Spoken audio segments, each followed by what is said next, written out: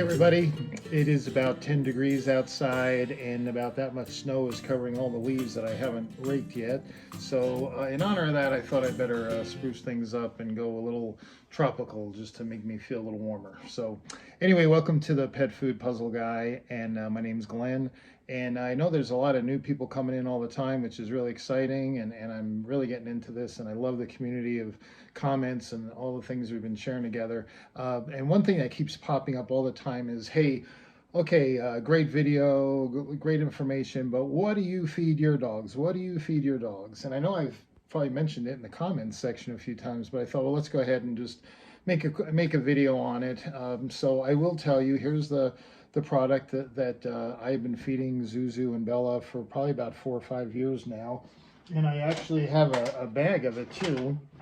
And I think I always said Hills must have changed the name, because I always thought it was sensitive skin and stomach, but I guess it's sensitive stomach and skin. And because my guys are little, and I'm sure I'll show some pictures of them through this. I get the small and mini for the small breeds for dogs under 25 pounds. Zuzu's about 13 pounds, and Bella's about 7 pounds. So, so anyway, this is a diet I've been feeding for quite a while now. I will be totally honest with you. Those of you that know me, I worked for Hills for 34 years with all their prescription diets and all that. So I tried this food, one, because I know it's from Hills, so I know I can trust it, but my guys are kind of finicky, little dogs are, I guess, and they really like the taste of it. So it was more of all the different adult diets that Hills had, this one they seem to like the best and eat the best, so that's why I'm on it. So this video here is actually my first time looking at the ingredient panel and looking at the actual nutrient levels. So I'm learning just a little ahead of you, even with the diet I've been feeding my own animals. So again, I trust the company, so I didn't really look too much into the diet. So let's see how the diet does. And of course, whenever you're looking at a diet, numbers mean nothing until you compare them to other numbers. So I decided we would do Wellness small breed and also Orijen small breed. So I'm collecting the data on those foods, and we'll see how their small breed does against the sensitive stomach and skin from Hills small breed. And so that's what we're going to do today. This is one of the few times I actually have a bag that I can look at. I was just curious because, again, you don't look at these details when it's what you use all the time. And it's kind of funny when I look at the bag, I'm looking for marketing tricks here that, all the pet food marketers have to play. Some of these you have to do, and others just go overboard. But the only thing I really saw on the front of the Hills bag is that the kibble size is made specifically for smaller breeds, which, that makes total sense. But I noticed that they call it chicken recipe down at the bottom. So, and this is a highly digestible recipe. So clearly recipe is a new word that the marketing people have found that people like the name of that, or they like the sound of that term, recipe. Grandma's recipe for Thanksgiving coming up, mom's recipe for blueberry pie, whatever. So it's interesting, recipe. But that's it. Nothing terrible, just the word recipe being used. And so I went ahead and looked at the back of the bag here. And one thing it just says here is at Hills, we study pets biology to understand how nutrition impacts digestive and skin health. And clearly Hills does. They probably do more research into that than, at least in the last 75 years, more than anybody else out there. And of course, their therapeutic diets are proof of that. So this is a diet, again, that is going to be easily digestible and good for the skin health. And so they have some bigger print over here. Let's see if any of that is actually legit or if it's just marketing. With beet pulp, a nourishing prebiotic fiber. So this has beet pulp. Now, if you've watched the dog nutritionist out of England, he describes beet pulp as just a waste product that you feed horses. So if you guys remember that video.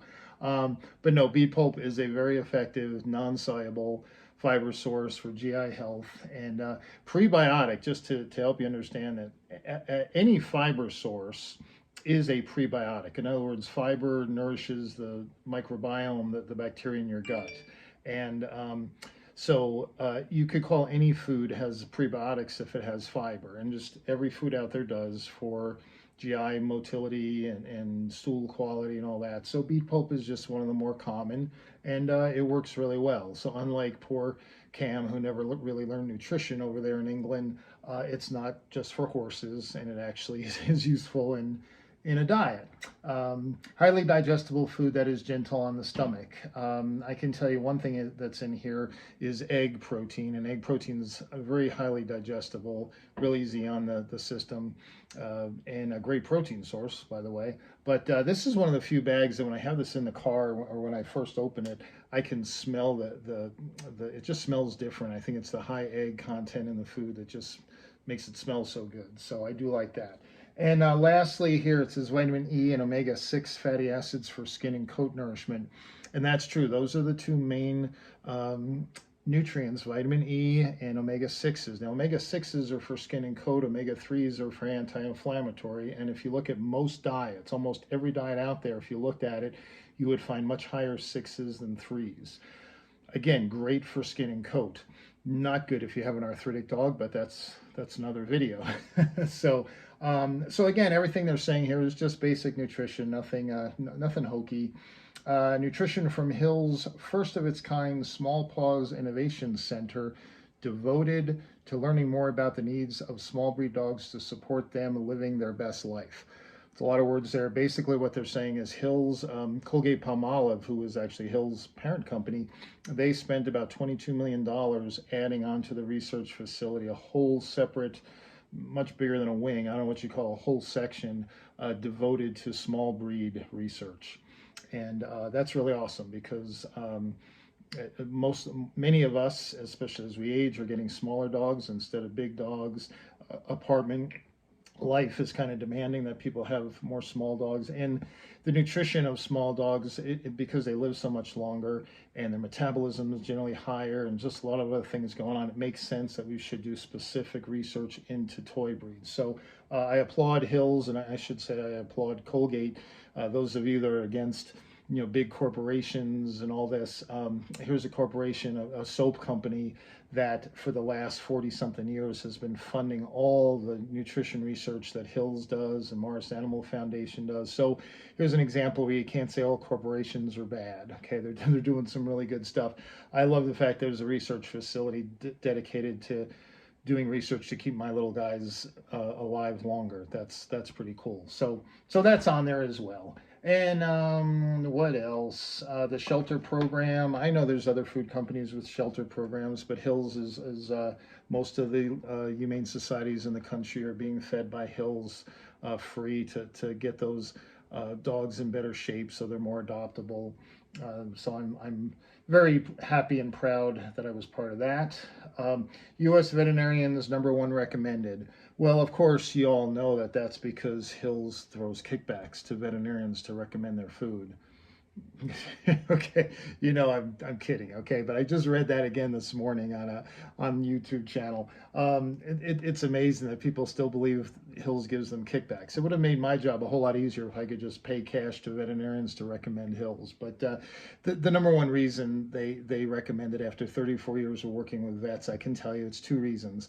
They love research. They love the peer-reviewed studies. That's what they're into besides loving animals. And #2, they want results, and they see results with those therapeutic diets, and that's why they trust them and recommend them.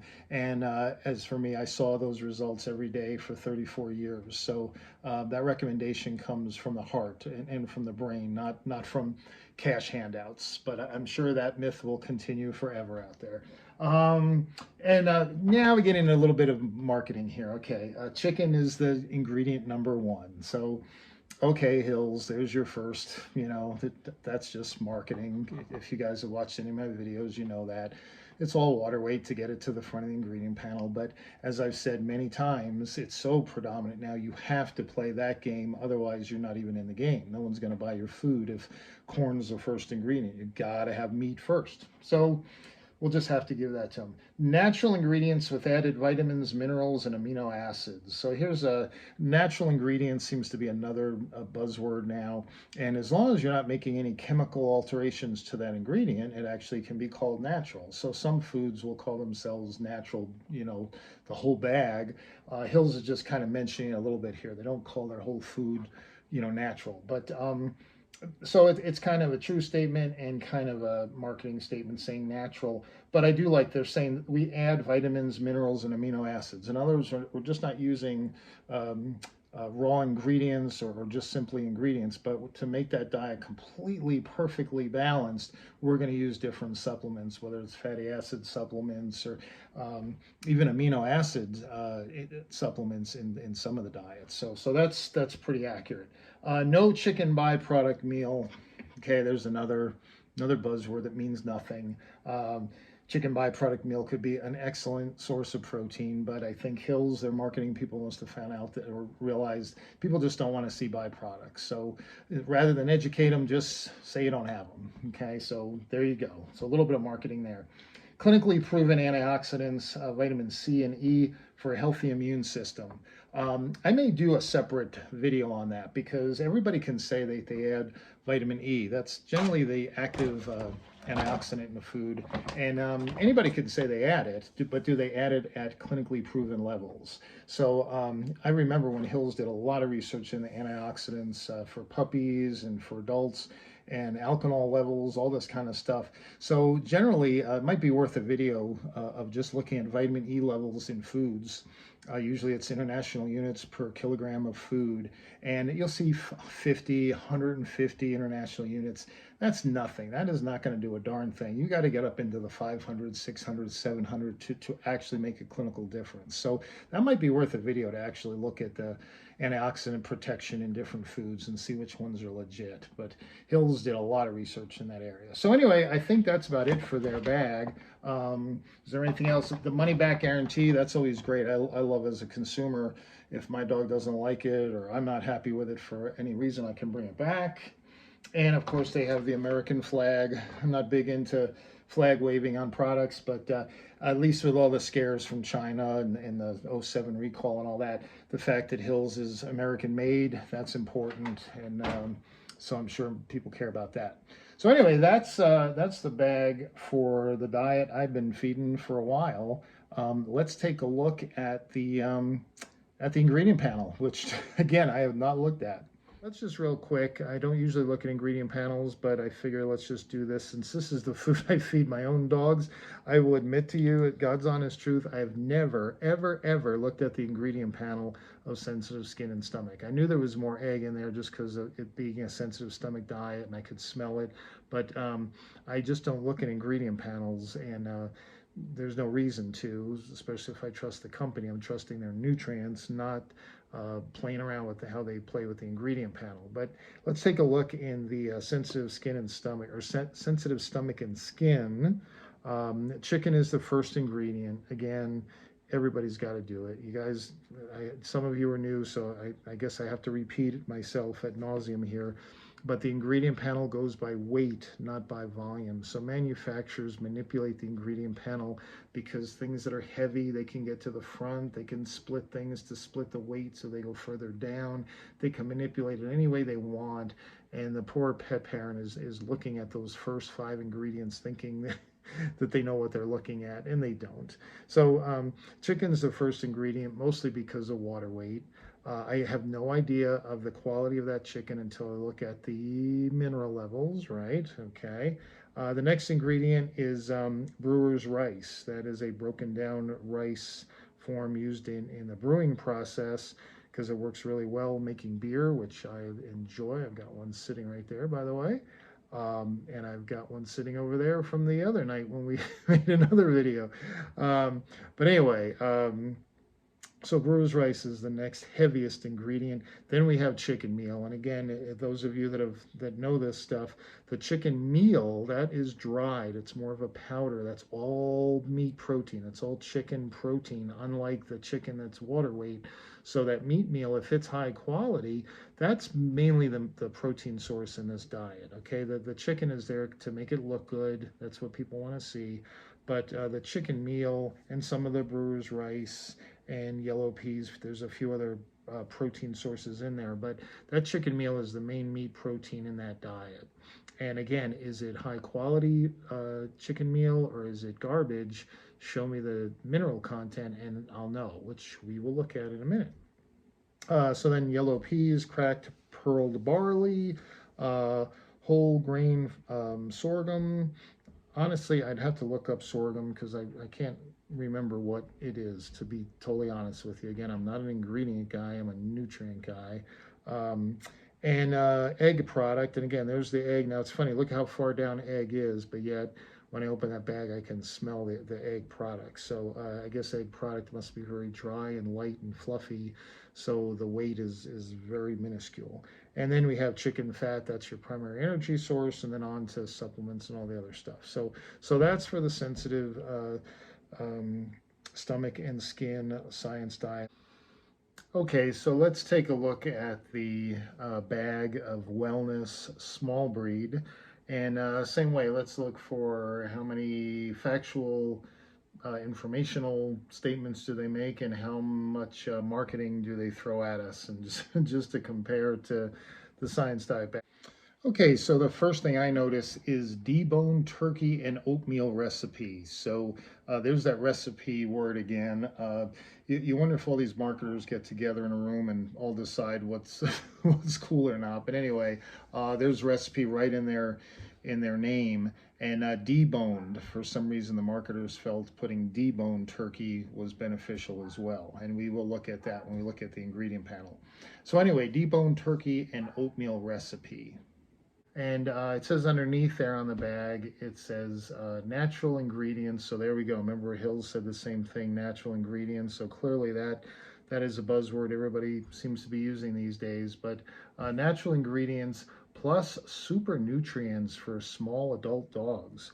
Now, super nutrients, I'm not sure if they mean they're adding a super nutrient or if they're saying that the nutrient profile is super for adult small dogs. I'm not really sure how to take that, but getting super nutrients in there I think is pretty smart marketing. Not really sure what it means, so we'll have to see when we look at the nutrients. Here you go. um, no meat byproducts. Remember, Hills did the same thing on my bag, that no chicken byproducts. So here we have no meat byproducts. Of course, byproducts just sounds bad. Nobody really knows what it is. Most parents don't realize it could be really good stuff. It could be really bad stuff. Hills, of course, knows better. I'm pretty sure Wellness brand knows better as well. But they both just figured, hey, better off just putting it on there, no byproducts. It's a win marketing wise. So they did that.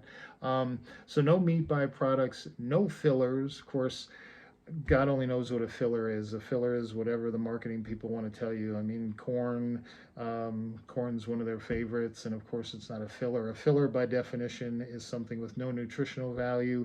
I can't think of a single thing in any brand of food that I've ever looked at that puts ingredients in that don't deliver nutrients. They may deliver bad nutrients or excessive nutrients, but filler is just a great marketing word. Everybody uses it.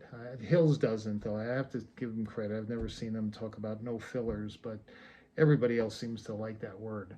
And no artificial preservatives. Well, that's good. I mean, years ago there was BHA, BHT. Um, there really are very few companies anymore. Most are going to use mixed tocopherols. That's the modern, more natural preservative approach. So anyway, so no artificial preservatives. That's fine. That's good. Here's where we really got to put the boots on to step through some of this stuff here. Energy. 3 animal proteins for high energy. Oh, don't we just love protein, and we love high protein, and we love energetic dogs? The fact is, we don't really use protein for energy. Yes, you can get protein, or you could get energy from protein, but that would be the last resort, okay? If you look at energy sources, protein, carbohydrates, and fat, dietary fat, in this case chicken fat, is by far the primary energy source in this food. It's 2.5 times the calories of carbohydrates and protein. And so you're going to use fat, you're going to use carbohydrates, okay? Protein would be the last you would want to use for energy. You want to use protein for amino acids, for all the amazing things that protein does. But to get energy from it, you're going to have to feed excessive levels of protein. The body's going to take everything it needs, the amino acids, for doing all the major things that it does, that protein does. Then it's going to have to be broken down by the liver and the kidneys, and then converted over to fat, and then burned as energy. Does that sound efficient to you? No, not at all. Just raise the fat number to meet the energy requirement of the dog and keep the protein level optimal for what protein does, building muscle and bone and fluid levels and all the stuff that protein does, okay? So why they're saying energy with three animal proteins, I think that's the marketing department that just kind of is deciding whatever they want to say. What's the next one? Skin and coat health. Guaranteed levels of omega-3s found in the salmon oil. Now, what did we just learn from Hills, which is generally what I understand? It's omega-6s and vitamin E that really are the nutrients that affect skin and coat, okay? That's true in every brand I've ever looked at. Yes, salmon oil has, I'm sure it has omega-3s, and omega-3s are great, but not for skin and coat. And I'm sure if we looked at the 6s and 3s in this diet, the 6s are much higher. So why they're focusing on 3s here, I don't know, but that would not be, again, I think that's the marketing people rather than the nutrition people. But anyway, so there's the energy thing and the skin and coat health with omega-3s. We're just going to let that pass. It may have nothing to do with the diet. Let's take a look at the diet and see actually, how healthy or unhealthy it is, right? Okay, so wellness deboned turkey and oatmeal recipe. That's the name. So when we look at the ingredient panel, again, it goes by the same rules as everybody else. Deboned turkey is the very first ingredient, and it's in the name, so that makes sense. Deboned, but again, that's mostly water weight, right? Because it's fresh meat. I have no idea the quality till we look at the nutrients. Chicken meal is the next ingredient. And then we have salmon meal is the next ingredient. That's where those omega-3s come from. It's interesting. Now, again, I can't say this for sure, but since deboned turkey is a lot of water weight, and the very next ingredient is chicken meal, which all that weight is chicken protein, I'm going to guess this really is a chicken-based protein diet, not a turkey-based. It's in the name. People are buying it because my dog loves turkey, okay, or Thanksgiving's coming up next month. I'm going to buy turkey, okay. But this pretty much is probably a whole lot more chicken and salmon than it is turkey. But is that a bad thing? Absolutely not. It's misleading marketing, but it's nutritionally, again, I have no idea till I look at the protein level and what the calcium and phosphorus levels to see is that these high quality protein sources or low quality. And if they're low quality, one, I know they're putting in cheap ingredients, and two, it could be very unhealthy for my dog or cat. So in this case, a dog.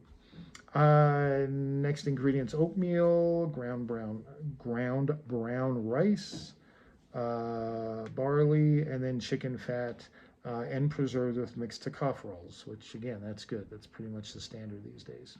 You don't have to list that on your ingredient panel that you're using mixed tocopherols. They're just promoting the fact, and that's fine. So again, nothing wrong with this, but again, the little trick with the deboned turkey, saying it's a turkey-based food, it's probably chicken and salmon-based. Not a problem to the dog. I'm sure the dog could care less, so it's just marketing. Okay, let's take a look at the Orijen small breed bag. I'm just going to look at the bag, and I'm just going to look at the front of the bag because I have a picture of it from the internet. Biologically appropriate. So there you go. There's that, probably the most popular new marketing gimmick in a few years now, is biologically appropriate. In other words, when I look at each ingredient, the dog's body, because the dog really is a wolf, those ingredients a wolf could handle real well and digest. It goes back to my video that I made, that you can look at singular ingredients or you can look at a combined diet, a balanced diet with all those ingredients balanced in that diet. It's two different animals. So if you're just going to compete looking at ingredients and which ones are more biologically appropriate for a wolf, you could do that. That's going to get you absolutely nowhere as far as what's the healthiest nutrient level for my domestic dog that's getting older or that has kidney disease or something like that. So biologically appropriate, it's just marketing, great marketing. It's working pretty well by pet food marketers out there, and Orijen, that's their shtick, is biologically appropriate. Made with free-run turkey and chicken and fish. I have no problem with the humane treatment of animals that are used for food. As a matter of fact, I was a vegetarian for about a year and a half, just on moral reasons, because I hate the mass production of food. The way cattle are treated and everything. So I don't want to make fun of that. Okay, but I have to admit, as far as for the nutrition of my dog, that is irrelevant if I'm looking at nutrients. So I just have to point that out. But it's on there, and it matters to a lot of us folks. What else? How about 85% is animal ingredients, part of the whole prey diet? Totally irrelevant, means absolutely nothing to me. It doesn't tell me anything about the nutrient composition of that diet. But again, it's part of that, your dog's a wolf, biologically appropriate. But 85% being animal, again, it means nothing. But I know it means something to somebody, or else they wouldn't be putting it on the bag. The marketing people know. And that goes into the next part, is the fresh and raw. The first 5 ingredients are animal based. And again, I've mentioned it in another video, that whole idea, look at the first 5 ingredients. So one very sincere person questioned me on it and said, well, don't you look at the first 5 ingredients? No, I don't. And there's no nutritionist in the world that came out with the idea, hey, pet parent, if you want to understand nutrition, you need to look at the first 5 ingredients. No, that never happened. Okay, it was pet food marketers that said, you know what, pet parent, you should look at the first 5 ingredients. You know why? Because we can manipulate those first 5 ingredients to get you to buy this food and spend extra money. So please keep looking at those first 5 ingredients. So unlike Wellness and Hills that had a little bit of marketing, this food bag is nothing but marketing scams. And the minute I see that, I tend to believe, when I look at the nutrients, what am I going to find?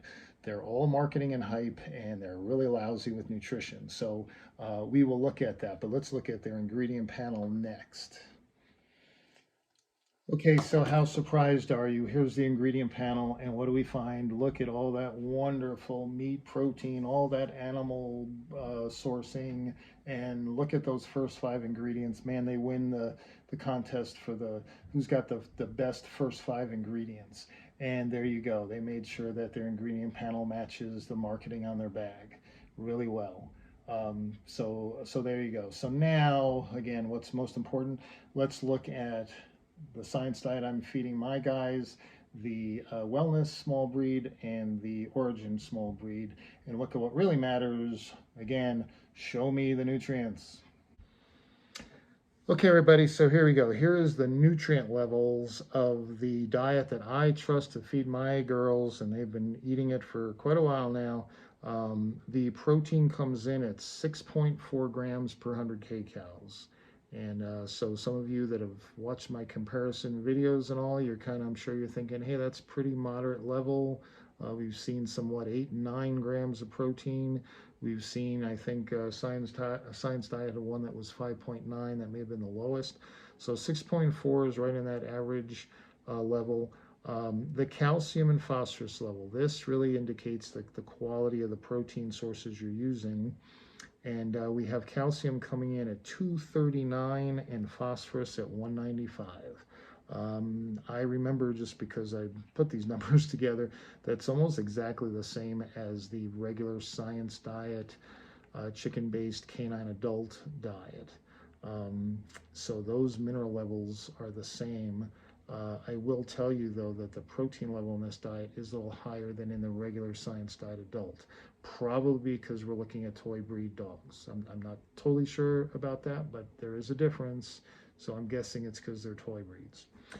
Sodium comes in at 70 milligrams per 100 kcals. So again, for those of you that have become friends of mine on this channel, you're probably getting somewhat familiar with these nutrient levels to be able to say, hey, that's a really good diet. Okay, so but again, for everybody that's new, let's compare those levels to some of the other diets. So the first one we're going to compare it to is Wellness small breed. And let me just Okay, so Wellness, small breed. If you remember their bag, there was quite a bit of marketing on there, but I'm not going to hold the marketing. I'm not going to hold the nutrition department. I'm not going to hold it against them that their marketing people just do some shady stuff. I'm not interested in that. Show me the nutrients, right? It's what my T-shirt someday. Show me the nutrients. So when we look at Wellness, small breed, what do we find? The protein level is 8.7%. So we're going from 6.4 grams. I'm not percent. Take that percent. I never do percents. 6.4 grams of protein in Science Diet, up to 8.7 in Wellness. So it's pretty high up there. It's one of the higher numbers. Not as high as a few others, but it's getting up there. So what happens when you raise the protein level, unless you do a really great job of alternate protein sources and the highest, very highest quality meat sources, guess what? Your mineral content's going to go up with it. So what do we find? Calcium is at 442 milligrams and phosphorus is at 321. So let me throw up both the Science Diet and the Wellness together so you can see them. Numbers are hard if you can't look at them.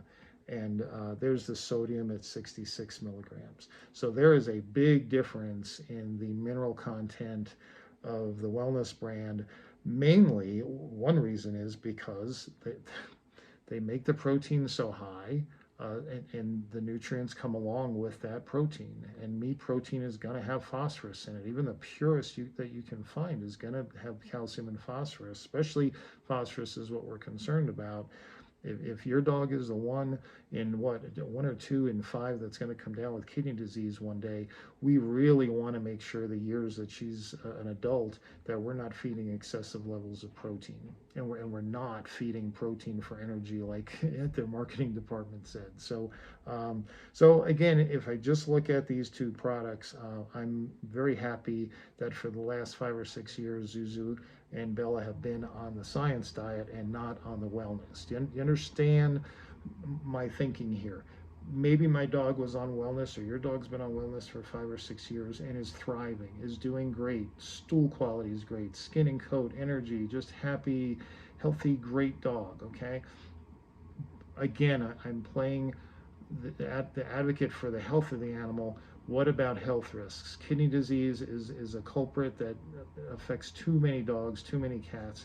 So I'm looking at nutrients that helps reduce the risk of that. And I find that with the Science Diet. I don't find it with Wellness. That's the difference between which diet is healthiest. Okay, let's look in our little black book here and what we see for Orijen small breed. The You can see it. The protein per grams per 100 kcal comes in at 10.3 grams of protein. So that may be the highest protein diet we've seen so far that I've entered in my little black book. That's a lot of protein.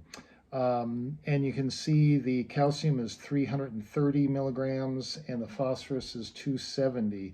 The one interesting thing about that, and this is true with Orijen pretty much across the board, really high protein levels and really not necessary, not the healthiest thing, but somehow they're able to control their calcium and phosphorus pretty good. So they must be using pretty high quality ingredients.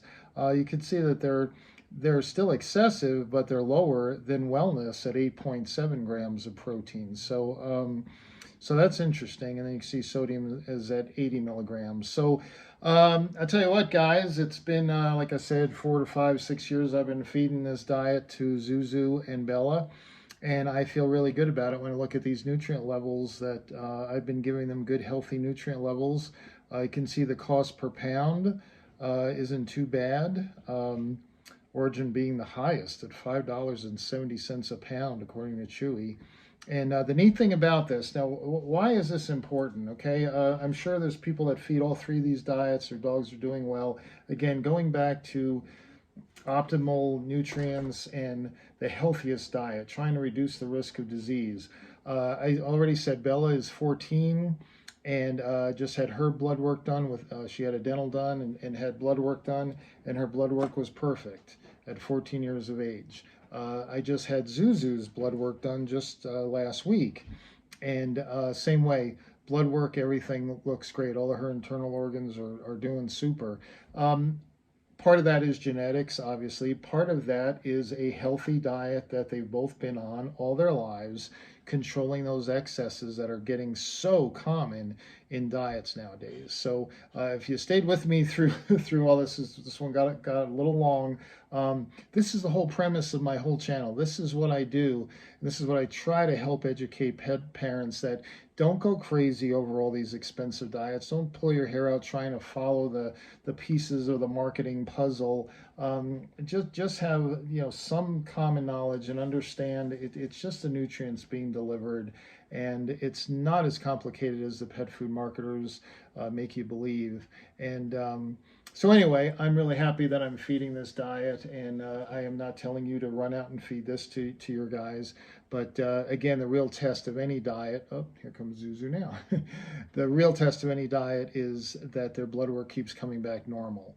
And when it doesn't, when I start seeing elevated levels, then we'll be looking at a senior diet or a therapeutic diet. But for right now, we're doing good. So I hope your pets are doing well as well. And it's November now, so happy autumn. I guess the leaves are almost gone now in most places, and winter's coming. So, and Bella's barking, so somebody's at the door. So you guys all take care, and I will catch you next time.